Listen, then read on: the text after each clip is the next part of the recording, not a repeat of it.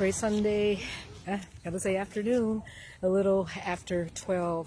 To God be the glory for yet another opportunity to do His will. Wow, I tell you, we are praying for our cities, our country, and communities. I just ran into a coworker, and she gave me a heads up that there's supposed to be some looting in my neighborhood. There have been stores that have been on lockdown, and there's a lot going on.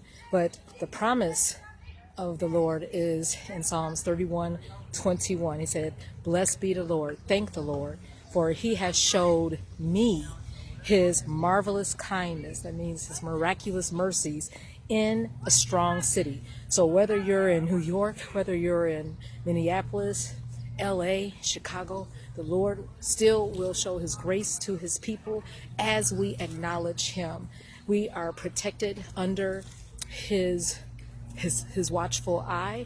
We know that Psalms 91 promises that when we stay in the presence of the Lord, when we abide under the shadow of the Almighty, we will be able to say that He is our refuge, our fortress, our God, in whom we will trust, because we are there in the secret place.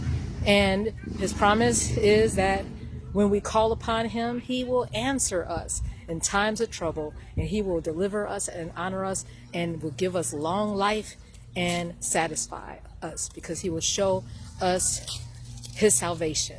Amen. We are in a brand new book, Ezekiel. And you know, Ezekiel was a prophet, and he was in Babylon, and even in the midst of captivity, the Lord showed him lots of visions. He spoke to him, and even in the midst of craziness and danger and pandemic, the Lord still can speak to His people if we are hearkening, if we listen. And it says in chapter 1 of Ezekiel, verse 28, it says, "When I saw it," we're talking about the glory of the Lord, "I fell upon my face, I worshiped."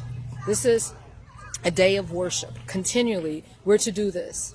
And it says, "And I heard a voice of one that spake." The Lord wants us to perch our ears so at all times we could hear His messages for such a time as this. We're entering a time of uncertainty, the unknown. But the people of God, more than ever, have to have a close relationship to be able to discern His will. In Ezekiel, the verse 1 of chapter 1, it says that Ezekiel saw the heavens were opened and saw visions of God. He would do the same for us today in 2020. And verse 3 says, "The word of the Lord came expressly," clearly, directly unto Ezekiel the priest. And it ends that scripture, "And the hand of the Lord was there upon him." We want the hand of the Lord there upon us. And reference 1 Kings 18:46, the hand of the Lord was upon Elijah, right? The hand of the Lord was throughout the Bible on people to do great things. Whether they were prophets, whether they were ministers, they were just yielded to the Lord. And what are we to do to have the hand of the Lord upon